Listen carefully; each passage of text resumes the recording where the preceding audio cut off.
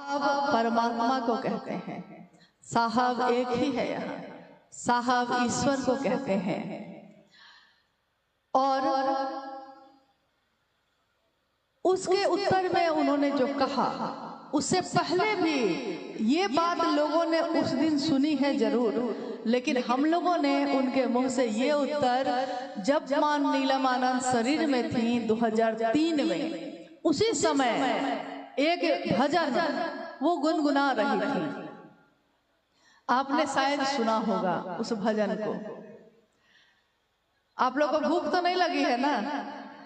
लगी तो होगी तो थोड़ी देर बात कर सकते हैं ना हम लोग। संगोष्ठी है, बड़ा मुश्किल से सबको इकट्ठे हुए हैं, और जब बात निकली है तो थोड़ी दूर तक तो जाएगी।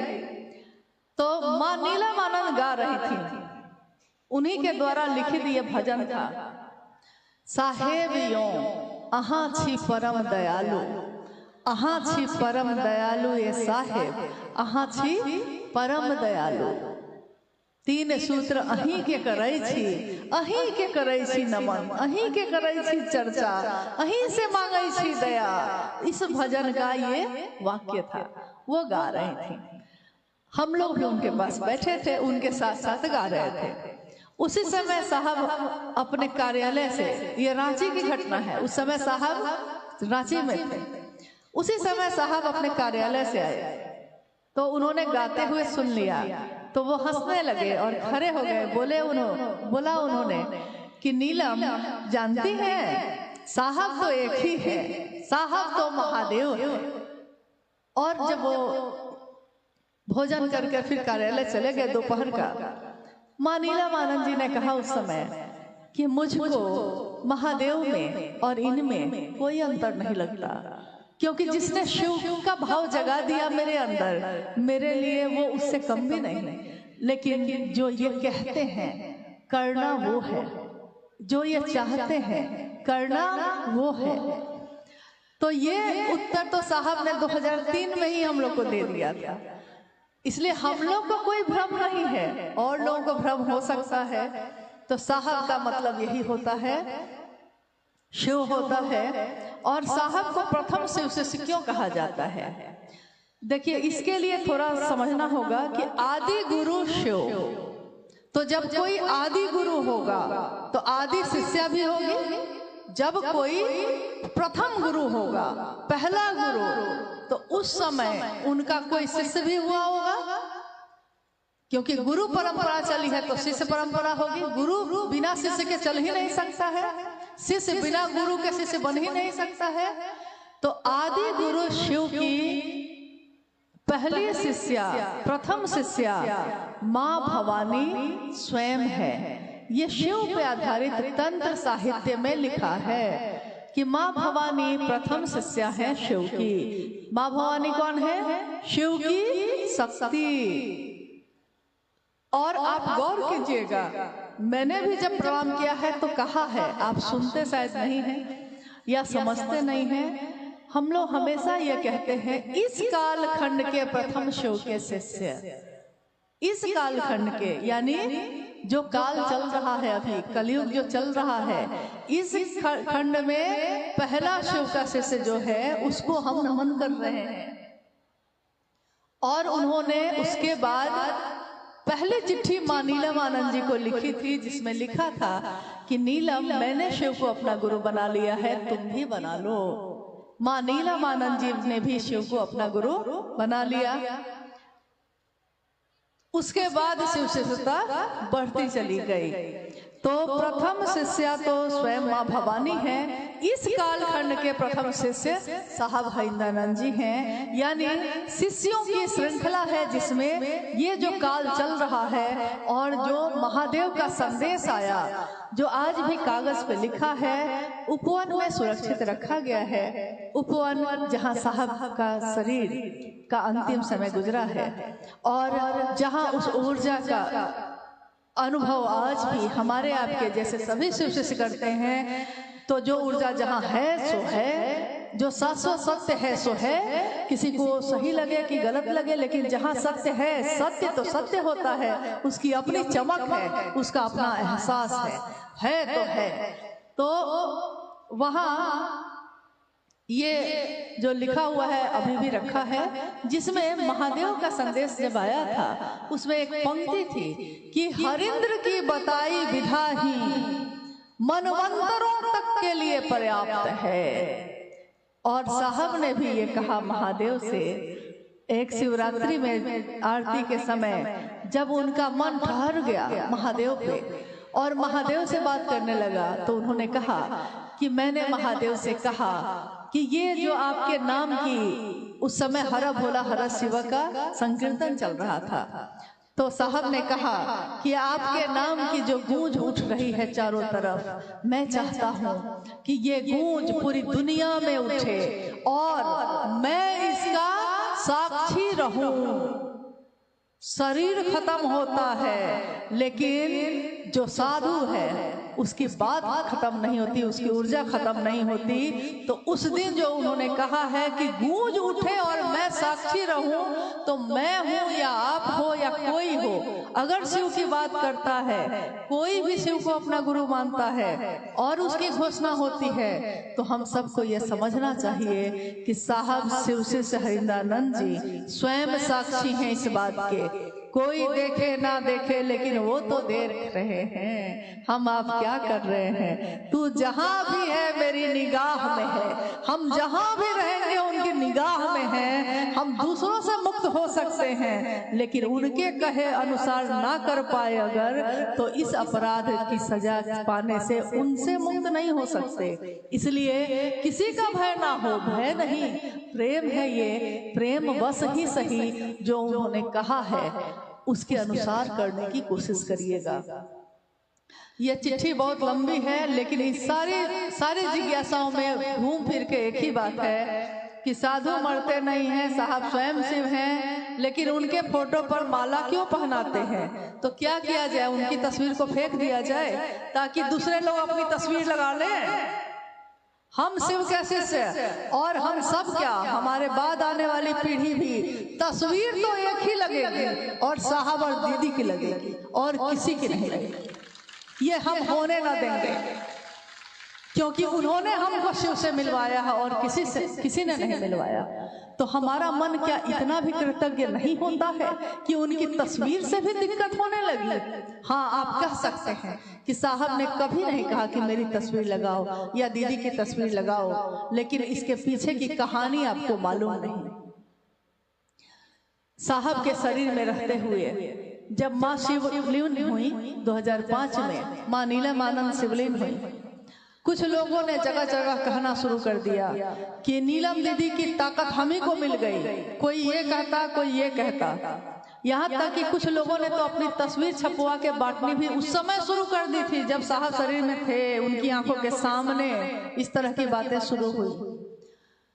फिर भी साहब तैयार नहीं हुए, लेकिन बाद में उन्होंने कहा कि ठीक है, महादेव की तस्वीर तो लगेगी, इसलिए कि कोई शिव को गुरु बनाएगा तो वो प्रारंभिक अवस्था में जो शिव की साकार स्थिति है उसको समझ में आता है कि ये शिव की बात हो रही है, यही गुरु है, इनकी बात हो रही है। लेकिन गुरु से तो अंतर होना ही पड़ता है। उस शरीरधारी गुरु भी होगा तो अंदर से मिलना पड़ेगा उससे।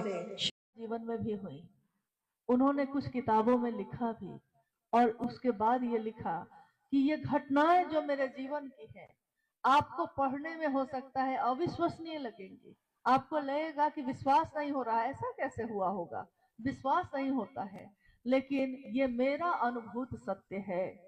आपके टीवी में महादेव नहीं आते हैं तो मैं क्या करूं, मेरे टीवी में तो महादेव आते हैं। तो मेरे साथ तो महादेव की, साहब दीदी की अनुभूति हर पल घटती है। अब आपके साथ घटती है कि नहीं, ये आपका जुड़ाव है। शिव से जैसा जुड़ाव जिसने किया उसकी अनुभूति, साहब दीदी को जिसने अपना माना उसकी अनुभूति, सबकी अपनी अपनी है। इसमें किसी को जबरदस्ती नहीं की जाती, आग्रह किया जाता है। शिव के शिष्यता झुकने की विधा है, मखमल जैसा मुलायम होने की विधा है, ये मन के पिघलने की विधा है। मन पिघलता है, घुल जाता है अपने महादेव के लिए।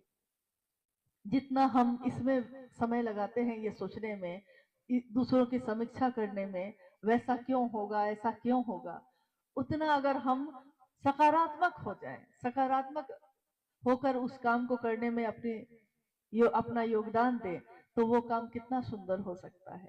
और मुझको नहीं लगता कि आप में से किसी को इस काम में शामिल होने में दिक्कत है। क्या दिक्कत है किसी को? जितना भर होगा, महादेव का काम निर्बल सामर्थ्य के लोगों ने किया है। यहाँ बड़े बड़े लोग नहीं आए थे महादेव की व्याप्ति करने। जिसके पास खाने को नहीं, जिसके पास झोपड़ी है रहने को नहीं, उसने महादेव का काम किया। तब आज महादेव के काम का ये विस्तार है। वो वैसे लोग नहीं थे जिनकी चकाचौंध थी इस धरती पे, नहीं थी।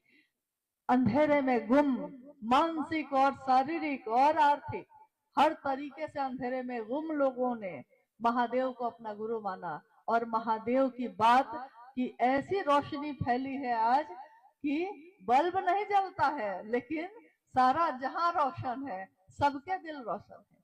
तो आइए हम सब मिलकर उस रास्ते पे चलें। जितना भर आपका सामर्थ्य है, आप अपनी सहभागिता दीजिए। जितना मेरा है, हम चले। आप 2 घर जा सकते हैं, आप 2 घर जाइए। हम 2 राज्य जा सकते हैं, हम 2 राज्य जाएंगे। जितना जिसका जितनी इच्छा, बस जिसके पास जितना सामर्थ्य है। एक जिज्ञासा है, शिव गुरु चर्चा के दौरान क्या भजन कीर्तन जरूरी है? लोग क्षेत्रों में भजन कीर्तन के माध्यम से गुरु भाई बहनों से पैसा लेते हैं। शिव गुरु का चर्चा का आयोजन कर पैसा लेते हैं। क्या ये सही है? इसको और सही नहीं है तो इसको कैसे रोका जाए? जिज्ञासा तो आपने सुनी ली कि बहुत लोग ऐसे हैं जो अलग अलग क्षेत्रों में जाते हैं, शिव का भजन गाते हैं, उसके बदले में पैसे लेते हैं। कभी चर्चा करने के लिए भी कोई पैसा लेता है। आप समझा सकते हैं, आप समझा ही सकते हैं और कुछ नहीं कर सकते, क्योंकि उसका भी अपना जीवन है, उसकी अपनी सोच है, उसकी अपनी इच्छा है। आप इतना भर कह सकते हैं कि शिव की परिधि में रह के कोई काम करे शिव का शिष्य, लेकिन समझाने के बाद भी अगर वो ना माने तो आप क्या करिएगा? क्या आप उससे झगड़ा करने जाएंगे, संघर्ष करेंगे, तर्क करेंगे, शास्त्रार्थ करेंगे, क्या करेंगे? समझा भर दीजिए और शेष गुरु शिव है, उन पे छोड़ दीजिए। शिव की जो बात होती है ना, उसमें आवाज नहीं होती है, लेकिन उसमें बहुत कुछ हो भी जाता है। कोई आवाज नहीं होती, कोई कुछ नहीं बोलता, मौन है, शांत है, कुछ नहीं बोलता। जिसको जो मन कर रहा है, आ रहा है, कर रहा है, जा रहा है। जब आध्यात्मिक धरती पे सबके चलने का रास्ता भी नहीं था, प्लेटफॉर्म भी नहीं बना था, आज रनवे बना है। रनवे मतलब हवाई जहाज जिसपे उड़ाते हैं हम लोग। तो जब हवाई जहाज उड़ाने के लिए वो जो सड़क होती है ना, उसको रनवे करते हैं, बनी भी नहीं थी।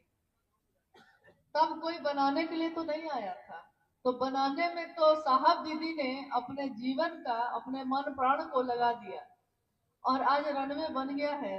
तो जिसको मन करता है अपना हवाई जहाज उड़ा रहा है, कोई हेलीकॉप्टर उड़ा रहा है, कोई हवाई जहाज उड़ा रहा है, नहीं, सब अपना अपना उड़ा रहा है।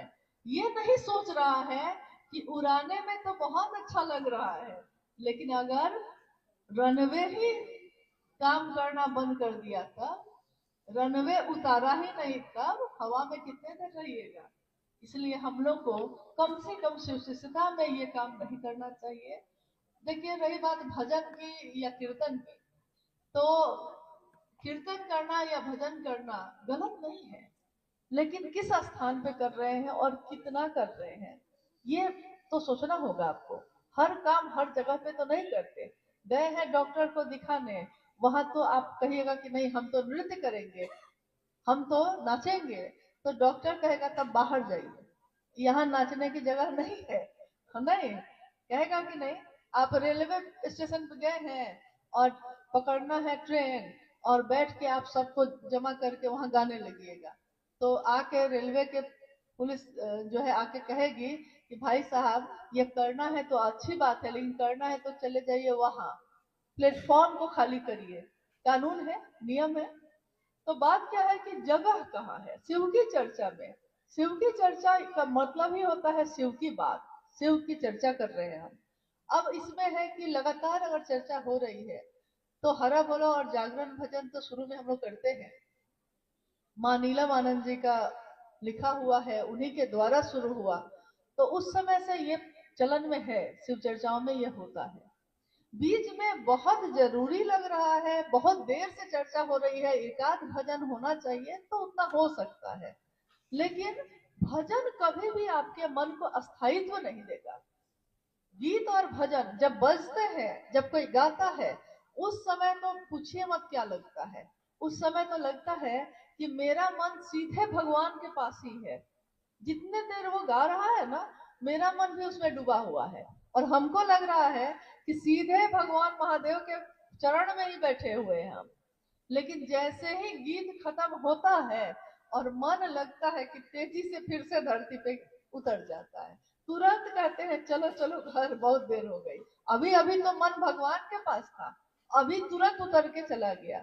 इसी को कहा गया है शमशान का वैराग्य। यानी वैराग्य पैदा होता है, जैसे शमशान में किसी के शरीर को जलता देखिए तो लगेगा जीवन में तो कुछ नहीं है, बेकार है, क्यों हाय हाय कर रहे हैं, क्यों हम इतना रुपया पैसा जमीन जायदाद घर परिवार कर रहे हैं, कुछ नहीं रखा है। देखिए तो परिवार के लोग ही तो लाए, जलाए, चले गए, जिलेबी खा रहे हैं बाहर बैठ के। उस समय लगता है, और लगता है कि एकदम वैराग्य पैदा हो गया मन में, लगता है कि कुछ नहीं रखा है, अब से हम इस सब में नहीं करेंगे।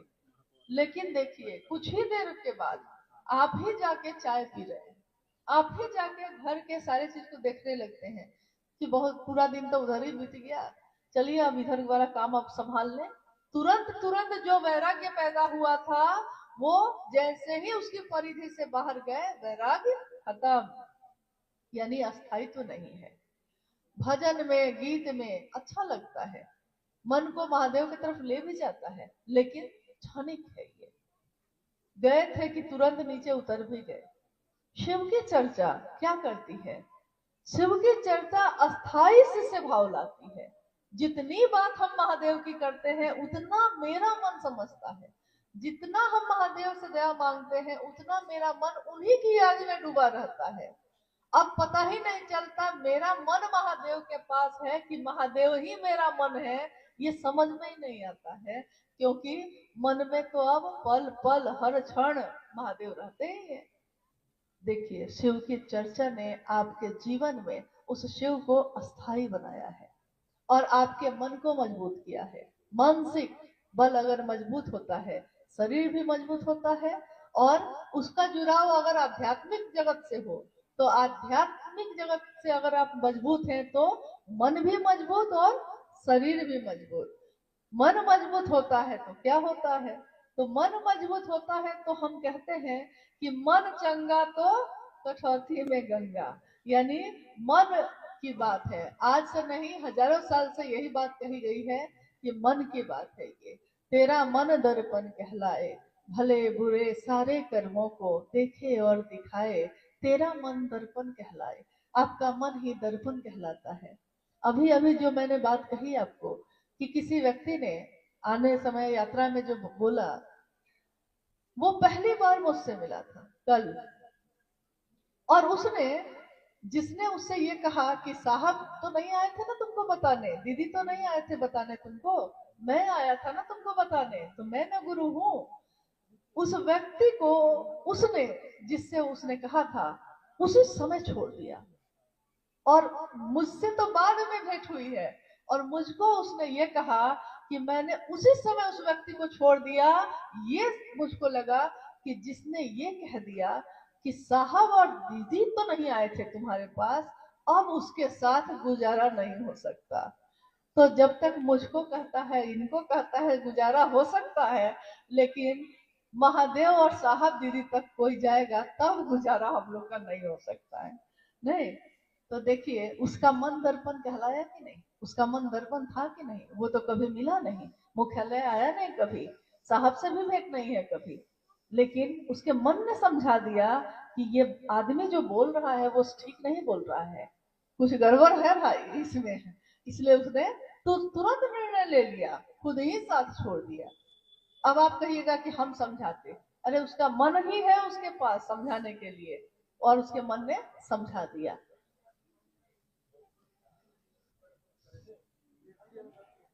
एक अंतिम जिज्ञासा, साहब बोल रहे हैं कि गरीब से गरीब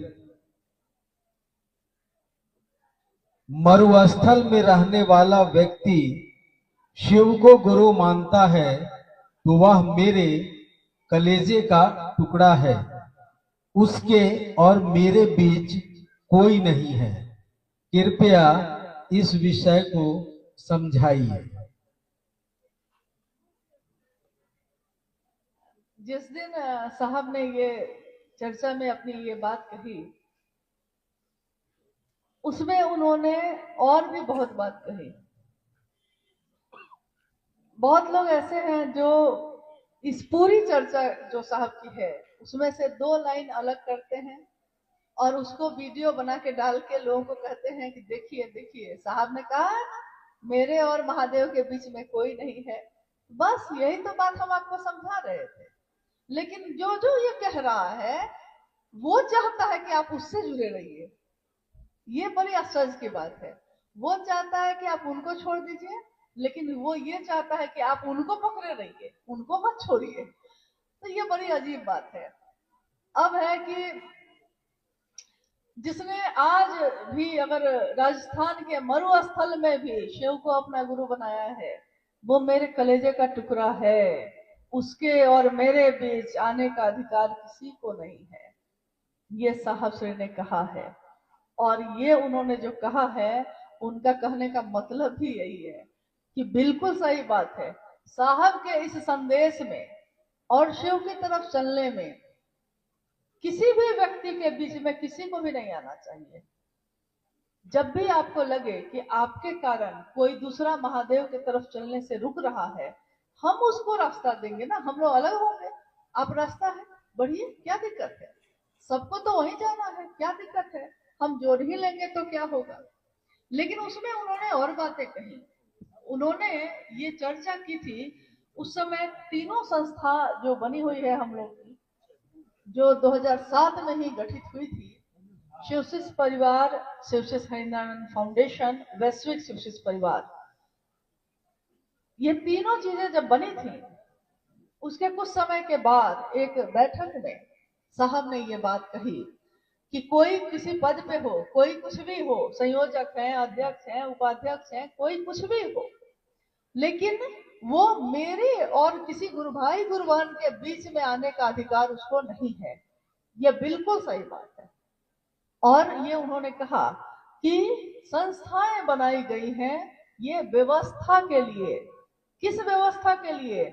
इस व्यवस्था के लिए कि वो गुरु भाई गुरु बहनों के गुरु कार्य को करने में मदद करे, सहयोग करे। जैसे यहाँ हुआ कि जब आप जाएंगे तो आपको वो अलॉट नहीं करेंगे जगह, क्योंकि वो एक व्यक्ति को अलॉट नहीं करते। हाँ, अगर आपकी संस्था रजिस्टर्ड है तो उसने बड़ी आसानी से कर दिया, क्योंकि सरकार में जिस देश में आप रहते हैं, अब आप कहिएगा कि नहीं हमको इससे क्या मतलब है, तो ये कह सकते हैं आप, लेकिन आप ये उस समय नहीं कहते जब सरकार का ही कानून है कि आधार कार्ड आपको बनवाना पड़ेगा। तो आधार कार्ड देने में आपको कोई दिक्कत होती है? कोई दिक्कत नहीं। कोई पूछता है आधार कार्ड है तो आप तुरंत दिखाते हैं, यानी इस देश के नागरिक हैं आप। इस देश के नागरिक हैं तो इस देश का कानून शरीर में तो चलेगा आपके ऊपर। आध्यात्म की दुनिया में आप जगत स्तर पे घूम आइए, कोई दिक्कत नहीं है, लेकिन शरीर से अगर आप इस देश में घूमेंगे तो देश का कानून आप पे लागू होगा कि नहीं होगा? होगा। ये है व्यवस्था। एक तरफ है दिल का मामला है, इसमें कोई बीच में नहीं आ सकता है, और एक तरफ है व्यवस्था का मामला है, तो इसमें कि शिव की शिष्यता कलंकित ना हो जाए हमारे आपके भूल से। कहीं कहीं कोई कार्यक्रम होते हैं उसमें लाखों की संख्या में लोग जुट जाते हैं अगर उनकी सुरक्षा नहीं देखी जाएगी, अगर उनकी व्यवस्था नहीं देखी जाएगी, तो फिर कुछ ना कुछ घटना होने की संभावना बनी रहती है। और भी बहुत सारी चीजें हैं। आप देश में कहीं गए हैं, महादेव की ही बात करने गए हैं, कभी कभी ऐसा हुआ है, महादेव की बात करने आप गए हैं, लेकिन आप चले गए हैं केरल, चले गए हैं तमिलनाडु, अब वो जगह आपके लिए अनजाना है, और वहां के लोगों ने समझा है कि आप पता नहीं क्या करने आए हैं, ये 5 आदमी पता नहीं क्या करने आए हैं, तो उसने पुलिस को बुला लिया, उसने कहा कि पता नहीं ये 5 आदमी क्या करने आए हैं। अब वो जो वहां खड़े हैं वो फोन करते हैं मुख्यालय, और मुख्यालय तुरंत वहां के प्रशासन से संपर्क करता है और बताता है कि अमुक गुरु भाई या अमुक गुरु वाहन जो है हम सबके संगठन में है, मतलब इस संस्था में है, वो इसके सदस्य हैं और सही दिशा में जा रहे हैं, मतलब वो महादेव की बात करने गए हैं, वो कोई दूसरा काम करने नहीं गए हैं। जैसे ही ये बात होती है तो वो तत्काल उनको छोड़ दिया जाता है और वो फिर अपना महादेव का काम करके आते हैं। जहां मदद की जरूरत होती है, संस्था इसलिए बनाई गई कि इसमें रहने वाले लोग, इसको चलाने वाले लोग गुरु भाई गुरु बहनों की मदद करेंगे, शासन नहीं करेंगे। और ना आज तक इस संस्था के लोगों ने किसी पे शासन किया है, लेकिन व्यवस्था जो साहब ने दी है, निर्देश जो साहब श्री के हैं, साहब श्री हिमानंद जी के निर्देश और आदेश के बाहर शिव की शिष्यता क्या है इस कालखंड में है? क्या आपने जाना था? पहले भी महादेव थे, पहले भी जगत के गुरु थे, पहले भी शिव के शिष्य हुए, लेकिन इस कालखंड में जब हुए हैं तो उनका निर्देश है। कुछ चीजें ऐसी जो हमारे आपके सुरक्षा के लिए साहब ने कही, जैसे उन्होंने कहा कि मई और जून के समय में बाहर के जो चर्चाएं, खुली चर्चाएं हैं, मत करिए, क्योंकि लू चलती है उस समय। लोग, आपको तो बहुत अच्छा लगता है, लेकिन लोग जो आते हैं उनको अगर लू लग गई, कुछ हो गया, तो इसका जवाब कौन देगा? इसके लिए आप क्षमा कर पाइएगा खुद को? तो साहब ने कहा कि लू चलती हो तो घरेलू चर्चाएं चलाइए, व्यक्ति व्यक्ति से जुड़ाव करिए, बड़े कार्यक्रम मत करिए। उन्होंने कहा कि पहले कम लोग थे, घर में रहते थे, तो रात में भी चर्चा होती थी। फिर उन्होंने कहा कि संख्या अब बहुत ज्यादा बढ़ गई है और गुरु बहनों की उपस्थिति बहुत ज्यादा होती है उसमें। तो गुरु बहनों की उपस्थिति जहां बहुत ज्यादा होती है, वहां उनकी सुरक्षा और व्यवस्था, क्योंकि घर भी चला रही हैं और महादेव का काम भी कर रही हैं, गुरु भाई जो है वो अपने परिवार को भी देख रहे हैं और महादेव के काम को भी देख रहे हैं, अपने व्यापार को भी देख रहे हैं, अपनी नौकरी को भी देख रहे हैं, तो संतुलन में लेके चलिएगा ना, एक दिन का काम तो नहीं है। उन्होंने कहा कि किसी हाल में दीवा काल में ही कोई भी कार्यक्रम किए जाए, किसी हालत में रात्रि 8 बजे से पहले लोग अपने घरों को लौट जाएं ताकि वो सुरक्षित रहें। अब आप कहिएगा कि हम इस बात को नहीं मानेंगे, तो ये संस्थागत ऐसे निर्देश हैं जो साहब श्री के द्वारा जारी किए गए। इसमें मेरी सुरक्षा है, आपकी सुरक्षा है, आपकी सुरक्षा कौन चाहेगा ये बताइए? आप सुरक्षित रहिए, ये कौन चाहता है? जो आपका अपना होता है। दूसरों को कोई मतलब नहीं कि आप 12 बजे रात में घूम रही हैं, किसी को कोई मतलब नहीं रहेगा, लेकिन जो आपका होगा, अगर वो गुजर रहा हो तो वो उसी समय रुक के कहेगा कि दीदी आप यहाँ क्या कर रही हैं, आसपास माहौल ठीक नहीं है, चलिए चलिए घर पहुंचाते हैं। अपना है वो, आपकी परवाह कर रहा है। शिव की शिष्यता में साहब से अपना कौन है हमारा आपका? उनके निर्देश को मानने में हमको आपको क्या दिक्कत? उन्होंने यही कहा, कोई आयोजन करते हैं तो लोगों से आप सहयोग लेते हैं, उसका आय व्यय का हिसाब कर लीजिए, इससे पारदर्शिता बनी रहती है, इससे लोगों का विश्वास आप पे टिका रहता है।